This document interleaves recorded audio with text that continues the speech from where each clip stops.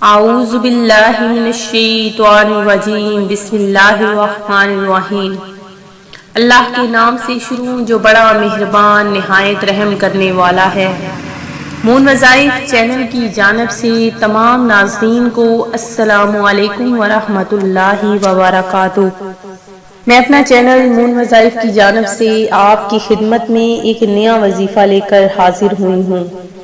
سب سے پہلے میری ان تمام ناظرین سے گزارش ہے جنہوں نے ابھی ہمارا چینل جوائن کیا ہے وہ اسے سبسکرائب کر لیں اور ساتھ ہی بیل آئیکن کا بٹن بھی پریس کر لیں تاکہ ہر نیا آنے والا وظیفہ سب سے پہلے آپ تک پہنچ جائے۔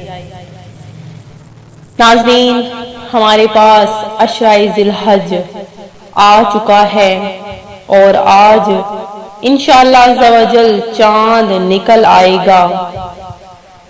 حضرت عبداللہ بن عباس رضی اللہ تعالیٰ عنہ سے روایت ہے کہ نبی کریم علیہ الصلوۃ والسلام نے فرمایا کہ ان دنوں کے عمل سے زیادہ کسی دن کے عمل میں فضیلت نہیں۔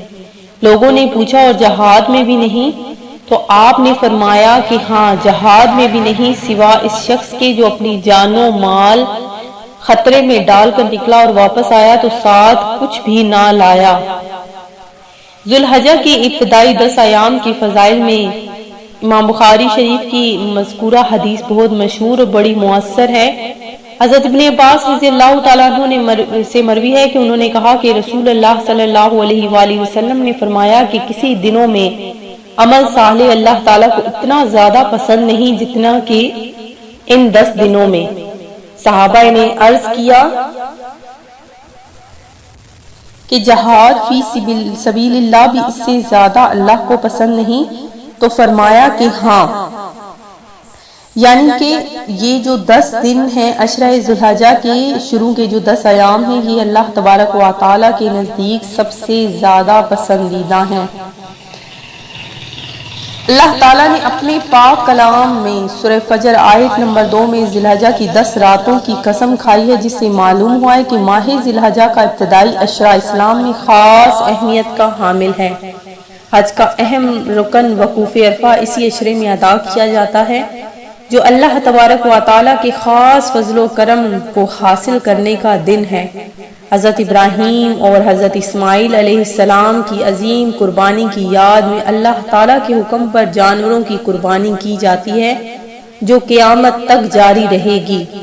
غرض رمضان المبارک کے بعد یہ ایام اخروی کامیابی حاصل کرنے کا بہترین موقع ہے، لہٰذا ان ایام میں زیادہ سے زیادہ اللہ کی عبادت کریں، اللہ کا ذکر کریں، روزہ رکھیں، قربانی کریں۔ احادیث میں ان ایام میں عبادت کرنے کی خصوصی فضائل وارد ہیں۔ حضرت عبداللہ بن عباس سے روایت ہے کہ نبی کریم صلی اللہ علیہ وآلہ وسلم نے فرمایا کہ کوئی ایسا دن نہیں کہ جس میں نیک عمل اللہ تعالیٰ کے یہاں ان 10 دنوں کے عمل سے زیادہ محبوب اور پسندیدہ ہو۔ حضرت عبداللہ بن عباس سے روایت ہے کہ نبی کریم علیہ السلام نے فرمایا اللہ تعالیٰ کے نزدیک عشرہ ذی الحجہ سے زیادہ عظمت والے دوسرے کوئی دن نہیں، لہٰذا تم ان دنوں میں تسبیح و تہلیل اور تکبیر و تحمید کثرت سے کرو۔ ان ایام میں ہر شخص کو تکبیر تشریق پڑھنے کا خاص اہتمام کرنا چاہیے۔ تکبیر تشریق کے کلمات یہ ہیں: اللہ اکبر، اللہ اکبر، لا الہ الا اللہ، واللہ اکبر، اللہ اکبر، وللہ الحمد۔ حضرت قتادہ سے روایت ہے کہ نبی اکرم صلی اللہ علیہ وآلہ وسلم نے فرمایا عرفہ کے دن کے روزے کے متعلق میں اللہ تعالیٰ سے پختہ امید رکھتا ہوں کہ وہ اس کی جگہ سے 1 سال پہلے اور 1 سال بعد کے گناہوں کو معاف فرما دے گا۔ مذکورہ حدیث سے معلوم ہوا کہ عرفہ کے دن کا ایک روزہ 1 سال پہلے اور 1 سال بعد کے گناہوں کی معاف کا سبب بنتا ہے۔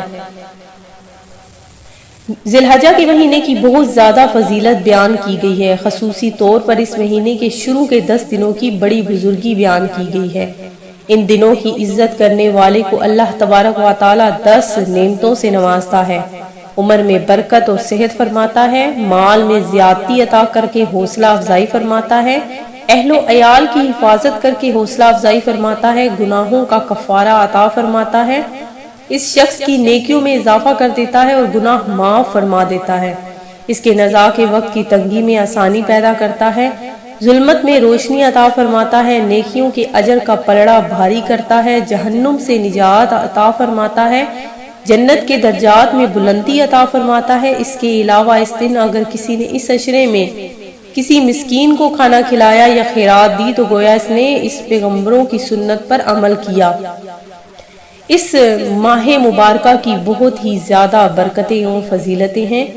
یہ اسلامی مہینہ 12واں مہینہ ہے اور اسے ذوالحجہ کہتے ہیں۔ اس کی وجہ تسمیہ یہ ہے کہ لوگ اس ماہ مقدس میں حج کرتے ہیں۔ اس ماہ مقدس کے پہلے عشرے کا نام قرآن پاک میں ایام معلومات آیا ہے۔ ذوالحجہ کا مہینہ ان 4 برکت اور حرمت والے مہینوں میں سے ہے۔ اس ماہ مبارک میں نوافل کثرت سے پڑھیں، روزے، تلاوت قرآن و پاک، تسبیح و تہلیل اور صدقات و خیرات وغیرہ اعمال کا بہت بڑا اجر و ثواب ہے، اور بالخصوص اس کے پہلے 10 دنوں کی اتنی فضیلت ہے کہ اللہ تبارک و تعالی نے اس عشرے کی 10 راتوں کی قسم یاد فرمائی۔ قرآن پاک میں ارشاد ہے، قسم ہے مجھے فجر کی، عید قرباں کی اور 10 راتوں کی جو ذوالحجہ کی پہلی 10 راتیں ہیں، اور قسم ہے جفت اور طاق کی جو رمضان المبارک کی آخری راتیں ہیں، اور قسم ہے اپنے حبیب کبریا کے معراج کی رات۔ ماہ ذوالحجہ کے جو مشہور واقعات ہیں اس میں یہ ہے کہ ماہ ذوالحجہ کی پہلی تاریخ کو سیدنا عالم حضرت خاتون جنت فاطمہ الزہرا کا نکاح حضرت علی المرتضیٰ رضی اللہ تعالیٰ عنہ کے ساتھ ہوا۔ اس مہینے کی 8 تاریخ کو یوم تراویح کہتے ہیں، کیونکہ حجاج کرام اس دن اپنے اونٹوں کو پانی سے خوب سیراب کرتے ہیں تاکہ عرفہ کے روز تک ان کو پیاس نہ لگے، یا اس لیے اس کو یوم ترویہ کہتے ہیں کہ سیدنا حضرت ابراہیم خلیل اللہ نے 8ویں ذوالحجہ کی رات کو خواب میں دیکھا تھا کہ کوئی کہنے والا کہہ رہا ہے کہ اللہ تعالیٰ تجھے حکم دیتا کہ اپنے بیٹے کو ذبح کر، تو آپ نے صبح کے وقت سوچا اور غور کیا کہ یہ اللہ تعالیٰ کی طرف سے ہے یا شیطان کی طرف سے۔ اسی مہینے کی 9ویں تاریخ کو عرفہ کہتے ہیں، کیونکہ سیدنا حضرت ابراہیم علیہ السلام جب 9ویں تاریخ کی رات کو یہی خواب دیکھا تو پہچان لیا کہ یہ خواب خدا تعالیٰ کی طرف سے ہے۔ اسی دن حج کا فریضہ سر انجام دیا جاتا ہے۔ 10ویں تاریخ کو یوم نحر کہتے ہیں، کیونکہ اسی روز سیدنا اسماعیل علیہ السلام کی قربانی کی صورت میں پیدا فرمائی تھی۔ اسی روز عام مسلمان قربانی کرتے ہیں۔ اسی مہینے کی 11، 12 اور 13 تاریخ کو ایام تشریق کہتے ہیں۔ اسی ماہ کی 14 تاریخ کو سیدنا حضرت علی نے نماز میں اپنی انگوٹھی صدقہ کی تھی۔ اسی مہینہ کی 26 تاریخ کو حضرت سیدنا داؤد علیہ السلام پر استغفار نازل ہوا۔ اسی مہینہ کی 28 تاریخ کو سیدنا حضرت علی کرم اللہ وجہ الکریم مسند خلافت پر بیٹھے تھے۔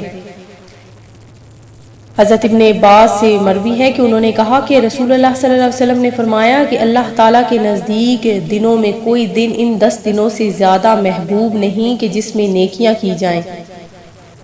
تو ناظرین، زیادہ سے زیادہ آپ نے ذوالحج کے مہینے کو عبادت و ریاضت میں گزارنا ہے، اسے بالکل بھی غفلت میں نہیں گزارنا۔ اس مہینے کو اللہ تبارک و تعالیٰ نے بہت زیادہ پسندیدہ قرار دیا ہے۔ قربانی واجب ہونے کی شرائط بھی سن لیجئے کہ ایک تو اسلام میں ہو یعنی غیر مسلم پر قربانی واجب نہیں، اقامت یعنی مقیم ہونا مسافر پر واجب نہیں، تونگری یعنی مال کے نصاب ہونا یعنی مالداری سے مراد وہی ہے جس سے صدقہ و فطر واجب ہوتا ہے، وہ مراد نہیں جس سے زکوٰۃ واجب ہوتی ہے۔ حریت یعنی آزادی ہونا، جو آزاد نہ ہو اس پر قربانی واجب نہیں کہ غلام کے پاس مال ہی نہیں، لہٰذا عبادت مالیہ اس پر واجب نہیں۔ مرد ہونا اس کے لیے شرط نہیں، عورتوں پر بھی واجب ہوتی ہے جس طرح مردوں پر واجب ہوتی ہے، اس کے لیے بلوغ شرط ہے یا نہیں، اس میں اختلاف، اور نابالغ پر واجب ہے تو یہ آیا خود اس کے مال سے قربانی کی جائے گی یا اس کے باپ اپنے مال سے قربانی کرے گا۔ ظاہرہ روایت یہ ہے کہ نہ خود نابالغ پر واجب ہے اور نہ اس کی طرف سے اس کے باپ پر واجب ہے، اسی پر فتویٰ ہے۔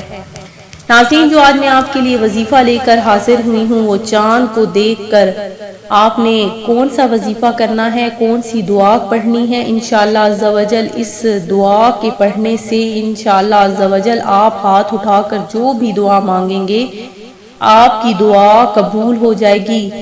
آپ نے بس چاند کو دیکھ کر دعا مانگنی ہے اور اس کے بعد آپ کی ہر دعا مقبول ہونا شروع ہو جائے گی۔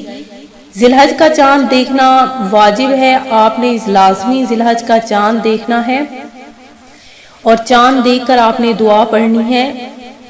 اللہم احلہ علینا بالامن والایمان والسلامتی ربی وربک اللہ۔